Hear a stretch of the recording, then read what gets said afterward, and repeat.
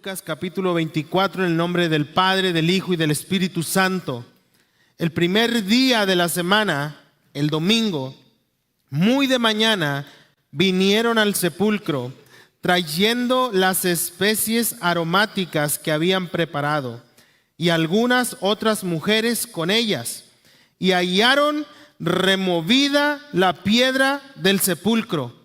Y entrando al sepulcro, entrando a la tumba, no hallaron el cuerpo del Señor Jesús. Aconteció que estando ellas perplejas por esto, he aquí se pararon junto a ellas dos varones con vestiduras resplandecientes, y como tuvieron temor y bajaron el rostro a la tierra, estos varones les dijeron: ¿por qué buscan entre los muertos al que vive? Porque el que buscan no está aquí, sino que ha resucitado. A ver, otra vez, porque se me hace que estaba medio ahí entrando al primer sueño. ¿Por qué buscan entre los muertos al que vive? Porque el que busca no está aquí, sino que ha resucitado. Acuérdense de lo que les habló cuando aún estaba en Galilea, diciendo Jesús: es necesario que el Hijo del Hombre sea entregado en manos de hombres pecadores, y que sea crucificado y resucite al tercer día. Entonces ellas se acordaron de esas palabras, y volviendo del sepulcro dieron nuevas de todas estas cosas a los 11 discípulos y a todos los demás que estaban con ellos. Eran María Magdalena y Juana, y María, madre de Jacobo, y las demás que iban con ellas, quienes dijeron estas cosas a los apóstoles. Mas a ellos, a los apóstoles de Jesús, les parecía locura las palabras de ellas. ¿Y qué? Hemos hablado de Pedro. Levantándose Pedro, corrió al sepulcro, y cuando miró dentro, vio los lienzos solos, y se fue a casa maravillándose de lo que había sucedido. Ahora vemos cómo en esta parte de Lucas, que también Mateo, Marcos y Juan lo relatan, este hecho de la resurrección, vemos cómo tenían la idea de que tal vez Jesús seguía en la tumba. Y esta es una concepción que el mundo muchas veces nos hace creer. ¿Por qué? Porque recordamos en esta Semana Mayor, todas desde la entrada triunfal de Jesús en Jerusalén, como ese día de la Pascua, de la última cena de Jesús con sus discípulos, donde les repartió el pan, el vino, y les dijo: este es mi cuerpo que por vosotros es partido. Y después también recordamos lo que sucede el viernes, el día en el cual Jesús es tomado preso. Desde el jueves en la noche o en la madrugada tal vez del viernes, pudiéramos decirlo, Jesús es arrestado, es traicionado, es besado por Judas en traición, y es puesto a las autoridades, es puesto a los sacerdotes del templo. Y el viernes vemos cómo Jesús es torturado hasta la muerte. Es golpeado, es escupido, le pusieron una corona de espinas sobre su cabeza que traspasaron su cráneo hasta lo más profundo de su cabeza. No crea que eran espinas pequeñas, se cree que eran espinas casi hasta de 10 centímetros de largo. Imagínese esto. Y pusieron sobre Jesús toda esta aflicción, toda esta carga del pecado, todo este castigo inmerecido. Y después vemos a Jesús llevado hacia la cruz del Calvario, para que ahí terminara de morir como vil delincuente, como alguien que era un pecador confeso, como si él hubiera sido el culpable de todos los delitos de los que se le imputaban. Ahora vemos a ese Jesús sufriendo en agonía en la cruz del Calvario, derramando hasta la última gota de su sangre, y aún así fue traspasado con la lanza de uno de los soldados, para que no hubiera duda de que verdaderamente estaba muriendo en la cruz del Calvario. De que ese que se proclamaba Mesías, de que ese hombre que se proclamaba Rey, de que ese hombre que se proclamaba hijo de Dios, Dios mismo, no era más que un hombre común y corriente. Y eso era lo que ellos esperaban demostrar haciendo esto, llevando a Jesús a la cruz del Calvario, atravesando su costado con una lanza y muriendo Jesucristo físicamente, corporalmente en esa cruz del Calvario. Sus manos fueron traspasadas, sus pies fueron traspasados. Pero no solamente sucedió eso, porque se cuenta la historia, pero a veces no se cuenta hasta el final. Y la historia nos enseña, la palabra de Dios nos enseña que nuestro Jesús, el que hemos conocido, el que hemos predicado, aquel que hemos hecho nuestro Señor, no se quedó en la cruz, fue bajado, fue preparado su cuerpo, fue sepultado en una tumba, pero no se quedó en la tumba, sino que cumplió su palabra, la cual había dicho: al tercer día yo resucitaré. Y por eso las mujeres fueron a ver a esta tumba, porque tal vez ellas decían: pues ni modo, ahí está el cuerpo de Jesús, murió. Creímos, pero pues bueno, murió. Pero para asombro de ellas y de todas las personas que en ese momento vivían, la tumba estaba vacía. La tumba ya no tenía cuerpo. En otras palabras, la tumba otra vez estaba disponible para otra persona. Pero para Cristo ya no estaba disponible, porque Cristo había abandonado la tumba, resucitando con poder. Ahora, esto, iglesia, nos enseña cómo Pedro corre. Y hemos hablado de Pedro, cómo era Pedro en su carácter, en su temperamento, en su orgullo. Pero Pedro recuerde lo que dice la palabra, que Pedro, después de que aprendieron a Jesús y que negó a Jesús 3 veces, lloró amargamente. Lloró amargamente. Y cuando él escucha a estas mujeres, dice: no, estas mujeres están locas. O sea, estas mujeres ya se les botó la canica de veras. ¿Cómo vienen a decir que Jesús no está en la tumba? O sea, ¿cómo vienen a decir? Pero yo creo que ese corazón que Pedro tenía no lo dejó sentado en ese lugar, sino que dice la palabra, corrió al sepulcro. Y me imagino a Pedro corriendo y entrando y viendo los lienzos sobre esa plancha en la tumba, diciendo: wow, ¿dónde está el cuerpo de Cristo? No está. No está el Señor. No está, ahí están los lienzos, están las vendas, están todo lo que se preparó para su sepultura, pero el cuerpo no está.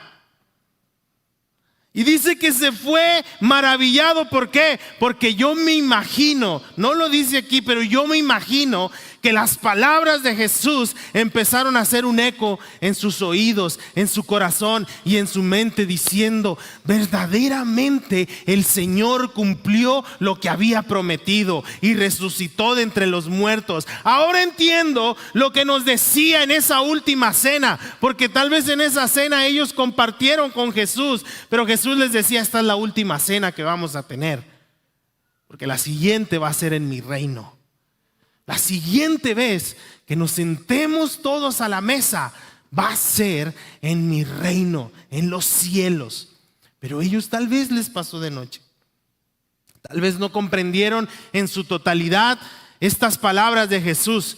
Y yo me imagino a Pedro, por eso el Señor decía que este pan representaba su cuerpo, que iba a ser destrozado, que iba a ser partido por nosotros, que el vino representaba la sangre que se iba a derramar. Pero tranquilos.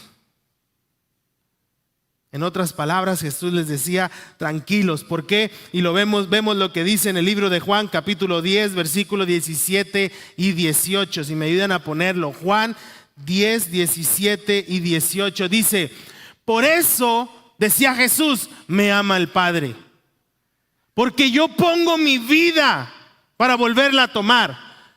Nadie me la quita. Ojo, o sea, si Satanás si los sacerdotes, si los romanos, si fuera quien fuera, pensaba que ellos me habían quitado la vida, les aclaro que nadie me quita la vida, sino que yo de mí mismo la pongo, y tengo poder para poner mi vida para muerte, y tengo poder para volver a tomar mi vida de la muerte. ¿Por qué? Porque este mandamiento lo recibí de mi Padre. En otras palabras, Jesús les decía: yo soy Dios, yo creé la vida, yo y mi Padre les dimos vida a todos ustedes, a todos los que han vivido, a todos los que han pasado por esta tierra. Y como yo creé la vida, como soy el propietario de la vida y la vida está en mí, yo tengo poder para poner mi vida, pero también tengo poder para volver a tomar mi vida de entre la muerte. Esto a mí me llena. Yo esperaría que la iglesia, no sé, se arrancara los cabellos o algo, pero que demostrara que esto está trayendo un convencimiento. Jesús decía, en otras palabras, la muerte no tiene control sobre mi vida. ¿Por qué? Porque yo creé la vida. Porque yo soy el camino, yo soy la verdad y soy ¿qué? La vida. Entonces puedo tomar mi vida. Perdóneme. Ahora, en esto es lo que a veces nuestra sociedad religiosa se enfatiza, en la muerte de Jesús, en esta pasión de Jesús, entregándose como pecador, entregándose hasta la última gota de su sangre. Dice la palabra que fue llevado como cordero al matadero, y esto es lo que se siembra muchas veces en la sociedad, de que nuestro Jesús, ese Jesús del cual se habla en la Semana Santa, ahí está, crucificado en una cruz. Y si se pone a pensar y reflexionamos en esto, la Iglesia Universal nos ha hecho creer que Jesús sigue en la cruz del Calvario. Vemos cómo representan a Jesús crucificado en una cruz, con sus manos clavadas, ensangrentado, y un Jesús que está en agonía. Y eso es algo que muchas veces Satanás nos hace creer, que este es nuestro Jesús, que este es el Señor Jesús, el cual nosotros hemos creído, diciéndonos: mira, ahí está tu Jesús, clavado, crucificado, sangrando y en agonía. Y no sé cuál Jesús, del cual Jesús ellos estén hablando que siga así. Pero el Jesús que yo conozco, el Jesús que hemos predicado por muchos años en esta casa, es el Jesús que no se quedó en la sepultura, es el Jesús que no se quedó atado en la muerte, sino es el Jesús que resucitó de entre los muertos. Me digan lo que me digan, hay una tumba que sigue vacía, hay una tumba que no tiene restos, hay una tumba que no tiene huesos. Y esto debe traer una convicción al cristiano, al creyente. ¿Cuántos hijos de Dios hay en esta mañana? Entonces creemos y recibimos en poder de que esto es la verdad, de que si usted tiene lo necesario para viajar a Israel e ir a Jerusalén y entrar a esa tumba, porque lo puede hacer hasta el día de hoy, usted se va a dar cuenta que esa tumba, que ese sepulcro está vacío. Por eso dice la palabra: ¿dónde está, oh muerte, tu aguijón? Porque muerte, desde Adán, tú estabas agarrando las almas, las vidas de las personas. Porque pecado, tú estabas teniendo control de las almas que morían. Porque no había llegado el Cristo, porque no se había cumplido la palabra, porque el Mesías todavía no nacía. Pero cuando el Mesías llega a este mundo y nace de la Virgen María y crece y ejerce su ministerio y hace esta obra maravillosa y perfecta en la cruz del Calvario, entonces ahora podemos decir: ¿dónde está, muerte, tu aguijón? Podemos ir a la tumba y decir: sepulcro, ¿dónde está tu victoria? ¿Dónde está tu ganancia? Porque ahora nosotros mismos, cuando bajemos, cuando nuestro cuerpo baje a la tumba, baja este cuerpo terrenal, baja este cuerpo corrupto que se descompone. Pero mi alma ya no va a esa tumba, ya no va a la muerte. ¿Por qué? Porque ahora mi alma va con aquel que resucitó de entre los muertos. Amén. Mire, cada vez que uno va a un funeral, lógicamente hay tristeza en el corazón de la familia. Y hay desánimo y hay desaliento por la pérdida de un ser amado. Pero cuando entendemos que si alguien muere en Cristo, ha pasado de muerte a vida. Entonces, podemos hacer el protocolo de estar en la capilla, de velar el cuerpo de nuestro ser amado, pero con un corazón convencido de que nuestros seres queridos que han muerto en Cristo han llegado a la misma presencia de Cristo. Ellos ya no están en agonía. Su cuerpo tal vez baja a descomponerse en la tumba, pero ellos ya no están ahí. Ellos ya no están ahí. Su alma ha salido de la corrupción de este mundo para resucitar como Cristo. Porque Él es el primero. Porque en Él nosotros tenemos la esperanza de que así como Él resucitó, también nosotros resucitaremos.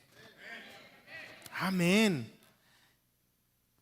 Ahora entendemos que Jesús era Dios mismo. Dice la palabra que el verbo de Dios fue encarnado en Cristo. Era Dios mismo.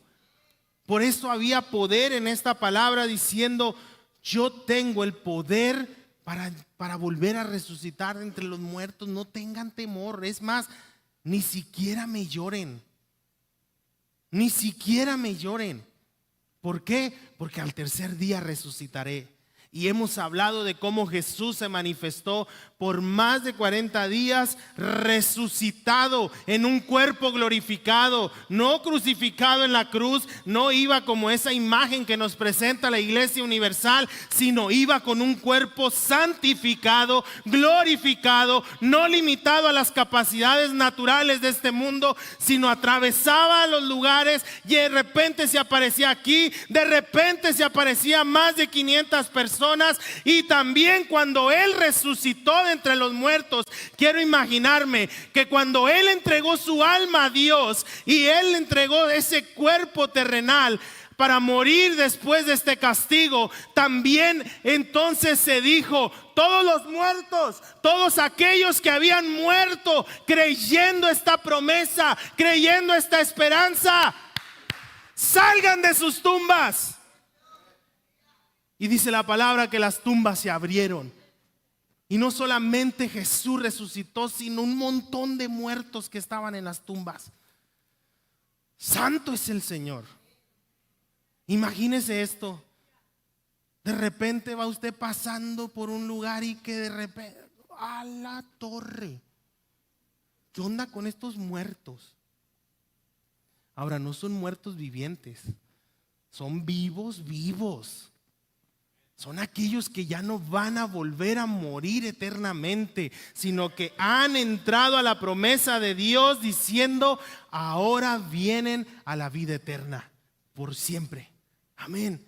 Ahora, si Jesús, como lo hacen creer muchas veces, no hubiese sido ese Dios que creó la vida y hubiera sido un hombre común, corriente como cualquiera de nosotros, todas las declaraciones que Él había hecho de que era Dios se habrían probado que eran una locura si su cuerpo seguiría en la tumba. Si el cuerpo de nuestro Señor hubiera permanecido en la tumba, entonces sí, se hubiera comprobado que lo que ese hombre decía era pura locura, era pura fantasía, era pura mentira. Pero en esto vemos la gloria de la resurrección. Por eso la resurrección es todo un acontecimiento, iglesia. en nuestro mundo, en nuestra sociedad, en nuestra convicción. La resurrección de Cristo es un acontecimiento. ¿Por qué? Porque da veracidad, da autenticidad, da poder y autoridad a todas las palabras que Jesús dio, a todos los hechos que Jesús hizo, maravillas, milagros, sanidades, levantó a otros muertos de la tumba. Entonces esta resurrección sí o sí da poder y autoridad y declara que Cristo Jesús es Dios mismo, es el Señor.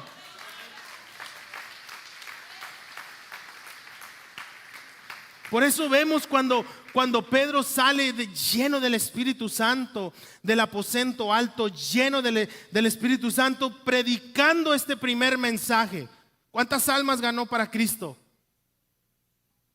En el primer mensaje, 3,000. Y cuando se para ante estos 3,000 personas, Pedro les empieza a decir el evangelio, pero no empieza a decir, miren, Jesús es el que quiere que su alma se salve. No, él empieza a decir, el Cristo Jesús que predicamos, del cual ustedes mismos conocieron, vieron y escucharon, estuvieron presentes en los prodigios que él hizo. Ese Cristo Jesús fue el que ustedes mismos aprendieron y crucificaron y le entregaron a la muerte. Ese mismo Jesús que resucitó de entre los muertos. Les dicen, este primer mensaje es el que nos ha dado vida y nos ha dado la promesa del Espíritu Santo. Entonces, si ustedes entienden esto, arrepiéntanse y conviértanse de sus malos caminos. ¿Por qué? Porque ese Jesús del cual ustedes vieron y escucharon no se quedó en la tumba, resucitó al tercer día. Y Pedro lo decía. ¿Y saben por qué resucitó? Hombres incrédulos. ¿Saben por qué resucitó Jesús de la muerte? Porque la muerte no podía retenerlo. En otras palabras, no sé si termina usted de entender esto. La muerte no pudo detener a Jesús. ¿Qué es lo peor que nosotros pensamos que nos va a pasar? La muerte. Si la muerte no pudo detener a Jesús, ¿para qué le tenemos miedo a la muerte? Pablo lo decía, para mí vivir con Cristo me es ganancia. Para mí el vivir es Cristo, pero el morir corporalmente me es ganancia. ¿Por qué? Porque voy a ir con mi Señor.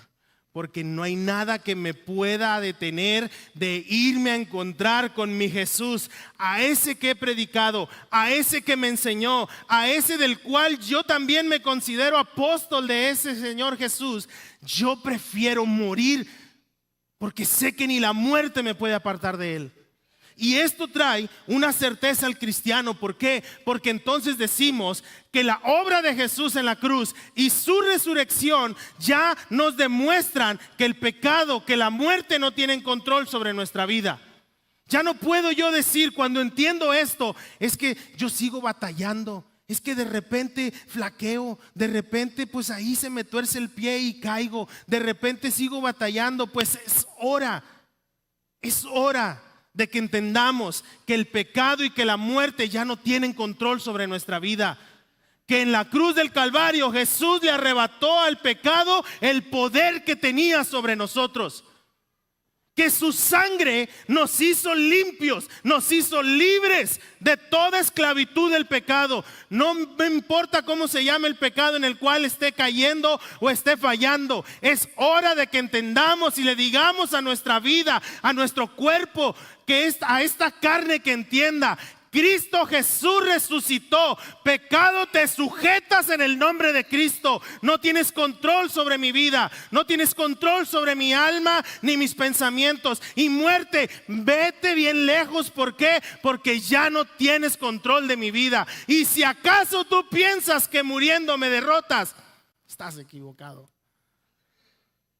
Por eso me encanta cuando yo veo personas que están en su lecho de muerte diciendo: estoy convencido, estoy convencida de que mi Señor me resucitará.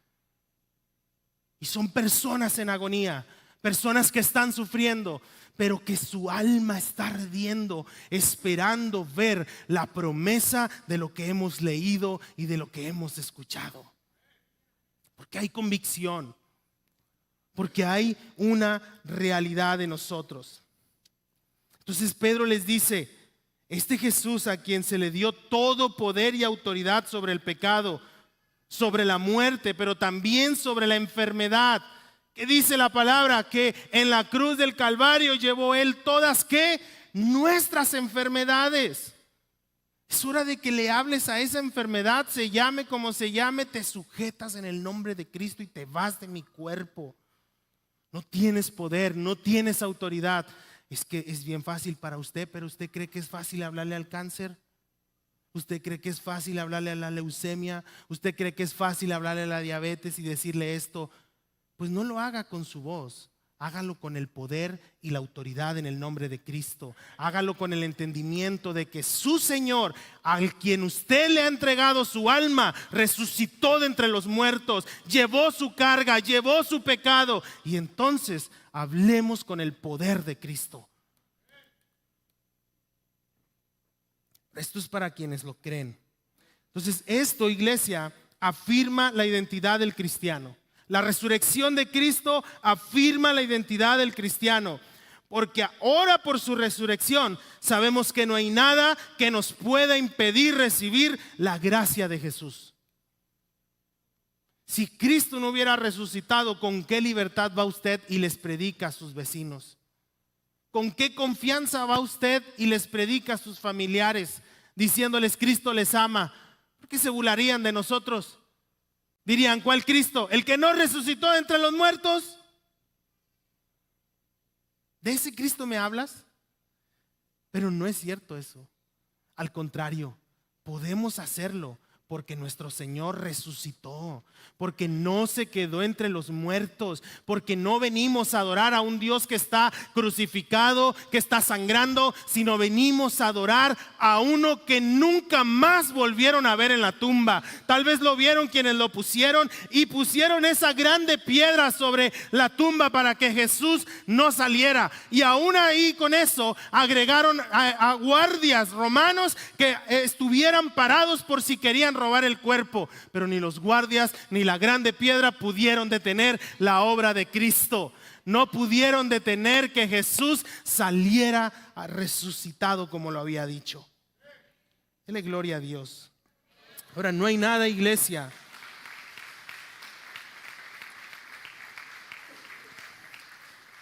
no hay nada que el Señor no pueda hacer a favor de nosotros. Se llame la enfermedad como se llame el pecado con el que batallen como se llame, sea la circunstancia que estén atravesando, no hay nada que nos impida allegarnos a la gracia de Cristo. No solamente esa cruz y esa resurrección es una obra maravillosa, sino también forjaron y construyeron el puente para que usted y yo podamos acercarnos al trono de la gracia. Y Pablo lo decía en el libro de Romanos capítulo 8, ese Dios que no escatimó a su propio Hijo, sino que lo entregó por todos nosotros, ¿cómo no nos dará también con Él todas las cosas? Y sigue diciendo, ahora, si este Señor nuestro venció al pecado, resucitó de entre los muertos, ¿quién ahora nos podrá acusar? ¿Quién acusará a los escogidos de Dios? ¿Quién es el que justifica? ¿Quién es el que condenará? Porque el que sí lo puede hacer, no lo va a hacer. Porque Cristo es el que murió, mas aún también el que también resucitó, el que además está a la diestra de Dios y también intercede por nosotros. ¡Wow! Está intercediendo por nosotros. Ahora, esto me encanta, espérame tantito. Dice el verso 35. Si entendemos que Cristo resucitó y que es el único que nos puede condenar y no nos condena, entonces yo les pregunto, ¿quién nos puede separar del amor de Cristo? Qué hermoso esto. Diga al que está a su lado, ¿qué te puede separar del amor de Cristo? Y le sigue diciendo: tribulación, o angustia, o persecución, o hambre, o desnudez, o peligro, o espada, como está escrito: por causa de ti somos muertos todo el tiempo, somos contados como ovejas de matadero.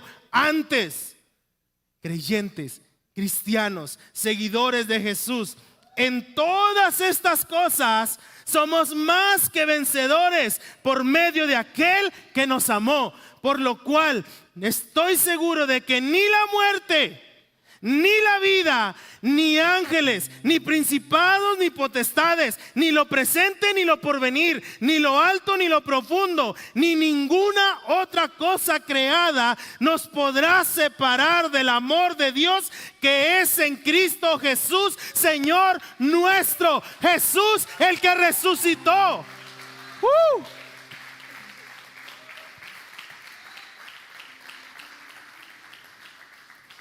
Y sigue diciendo en el capítulo 6: porque si fuimos plantados juntamente con Él en la semejanza de su muerte, también así lo seremos en la de su resurrección.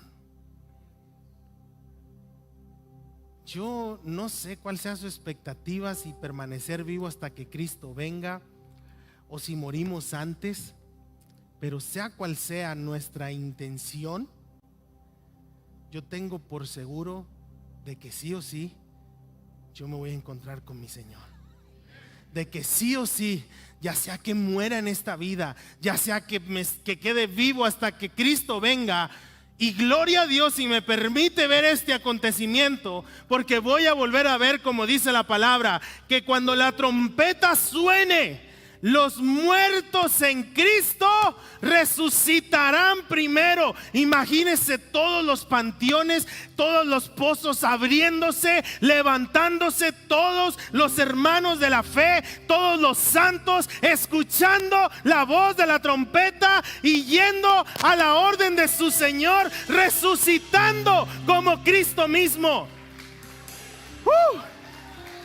Ahora dice: todos los que hayamos quedado, todos los que veamos esto, seremos transformados. Así, instantáneamente. De repente, imagínese usted ahí y batallando con su cuerpo, y de repente, ¡pum!, cuerpo glorificado. ¿Qué onda con esto?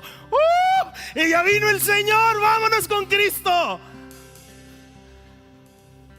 ¿No, nadie? ¿Nadie? Amén. Ahora, la resurrección de Jesús, ya estoy acabando, nos da la veracidad de los que murieron creyendo en Jesús. Un día resucitarán, incluso aquellos que no lograron ver a Jesús. Y la Biblia nos habla de estos hombres y mujeres que son llamados héroes de la fe, porque no vieron a Jesús, pero creyeron todas las profecías, creyeron las promesas. Ahora, muchos piensan que Jesús se quedó ahí muerto en la cruz y su cuerpo fue llevado a la tumba, y ahí estaba Jesús en un estado tal vez de reposo o de invernación, como le llaman, apagado mientras llegaba el domingo y resucitaba. No. Cuando Cristo muere, dice la palabra que Él baja al seno de Abraham. Y qué glorioso esto. Qué hermoso esto. Imagínense aquellos muertos que estaban esperando, que estaban aguardando esta promesa, que la creyeron y que tal vez fueron criticados, fueron juzgados, diciéndoles: ¿por qué crees algo que ni siquiera has visto? ¿Por qué crees una profecía que tal vez ni siquiera la vas a ver cumplida? No importa, la creí. Y imagínense aquella escena, bajando Jesús mismo al seno de Abraham, al Hades, al Seol, donde estaban las almas que habían muerto, tanto los que ya habían muerto para vida eterna, como los que habían muerto creyendo la promesa. Imagínese Jesús. ¡Hey!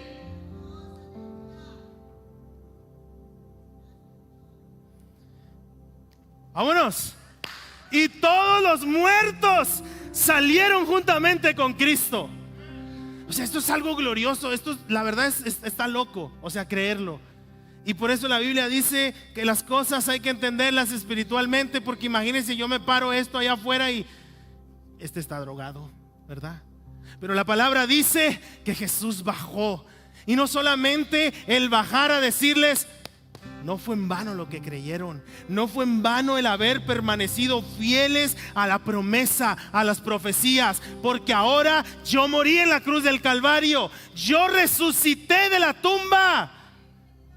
Ustedes ahora se van conmigo a una vida nueva y a una vida eterna en mi reino.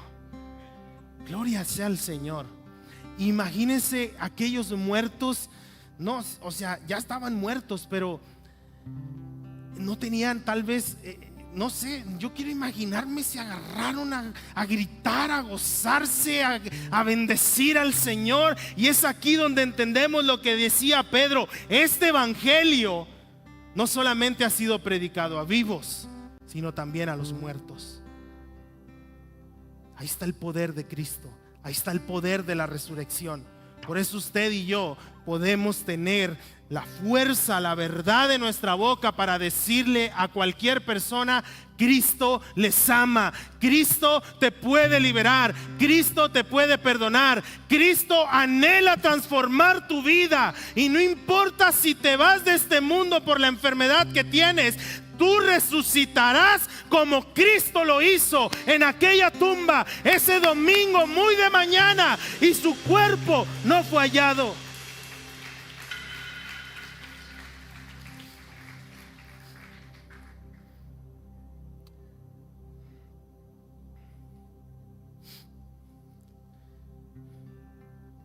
Dice Primera de Corintios capítulo 15,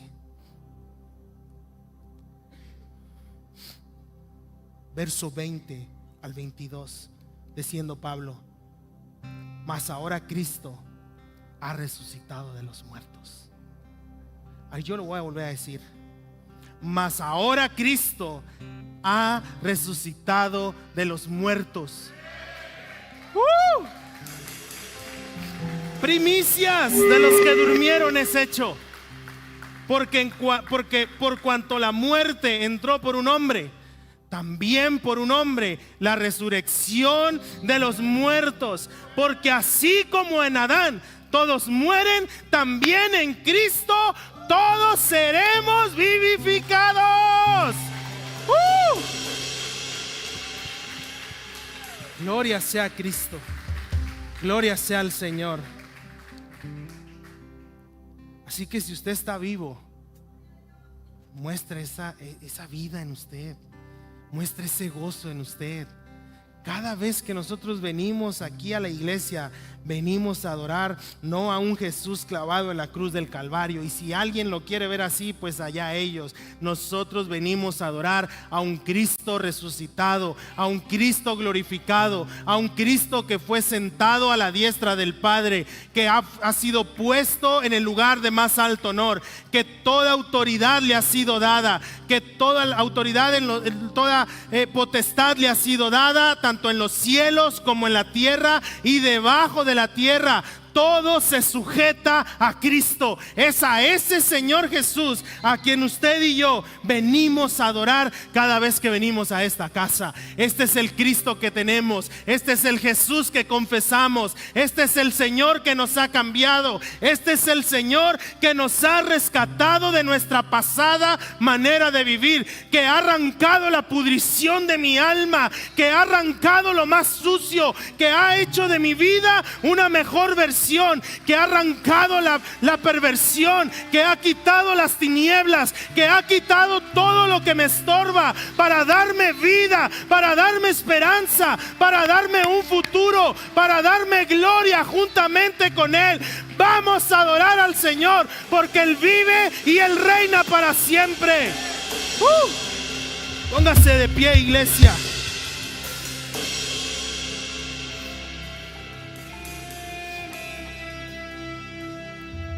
Mi alma te bendice, Señor, mi alma te adora. Eres tú, Señor, nuestro motivo. Este acto, este acontecimiento de la resurrección de Cristo también nos confirma que ahora Jesús es ese sumo sacerdote que está en los cielos, que se compadece de nosotros, que intercede por nosotros. Es ese Jesús que ya no está en la cruz, que ya no está en la tumba, que ya no está resucitado entre aquellos discípulos de Él, sino que ascendió a los cielos para preparar un lugar para aquellos que vayamos a estar con Él por toda la eternidad. Y Juan lo relata en el libro de Apocalipsis, y con esto termino, en el capítulo 1, versículo del 5 al 8 y del 12 al 19. No lo abre, iglesia, en su Biblia. Si puede, véalo acá y yo lo digo. Juan, este Juan el amado, este Juan que estaba con Pedro y que le dijo: Pedro, el que está allá en la orilla de la playa es Jesús. Es Jesús resucitado, Pedro. Este Juan que se autonombraba como el discípulo amado. Este Juan que se recostaba en el pecho de Jesús, que él se consideraba el consentido de Jesús, y nadie le puede desmentir eso. Yo por eso a veces le digo a mi mamá: mamá, ya llegó tu hijo favorito. No sé si sea verdad o no, pero nadie me puede desmentir a mí eso. Entonces imagínense nosotros poder decir: yo soy el hijo amado de Jesús, la hija amada de Jesús.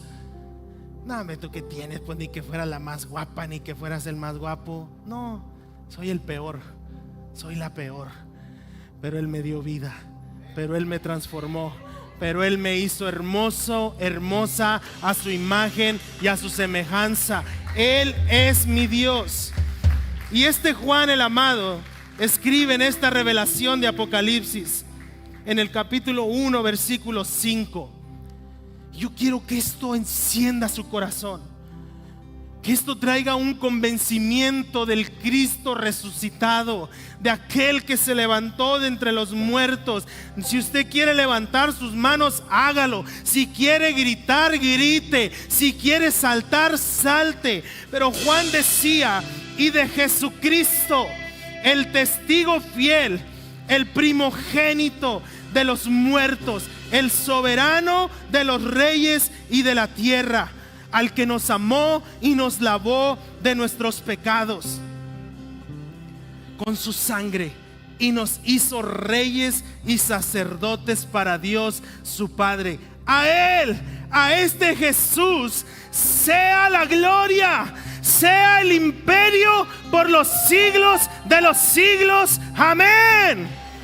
Y he aquí este Jesús que viene con las nubes. Es ese Jesús crucificado, es ese Jesús resucitado también. Es el que viene en las nubes, y todo ojo le verá, y los que le traspasaron, y todos los linajes de la tierra harán lamentación por él. Sí y amén. Y le dice Jesús: yo soy el alfa y la omega, yo soy el principio y el fin, dice el Señor, el que es, el que era y el que ha de venir, el Dios todopoderoso.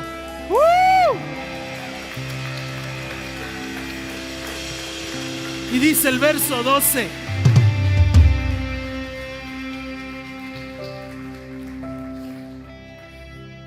y dice Juan: y me volví para ver la voz del que hablaba conmigo, y vuelto vi 7 candeleros de oro, y en medio de los 7 candeleros vi a uno semejante al Hijo del Hombre. Ahora, no lo está diciendo alguien que está tal vez en una revelación tal vez pudiéramos decir es que está emocionado, está en éxtasis. No, Él lo está diciendo alguien que ya había visto al Cristo crucificado, que conocía a Jesús, pero también ya lo había visto en la transfiguración, y también ya conocía por último al Cristo de la gloria, al Cristo crucificado. Y dice: vi uno semejante como al Hijo del Hombre, vestido de una ropa que llegaba hasta los pies y ceñido por el pecho con un cinto de oro. Su cabeza y sus cabellos eran blancos como blanca lana, como nieve. Sus ojos sus ojos de mi Cristo, sus ojos de mi Señor Jesús eran como llamas de fuego, y sus pies semejantes al bronce bruñido, refulgente como en un horno, y su voz cuando hablaba era como un estruendo de muchas aguas. Imagínese el tembladero, el estruendo, y decía: tenía en su diestra 7 estrellas, de su boca salía una espada aguda de 2 filos, y su rostro era como cuando el sol resplandece con fuerza. Ese Cristo estaba brillando, ese Cristo estaba iluminando. Y dice Juan: cuando le vi, cuando entendí quién era, caí como muerto a sus pies.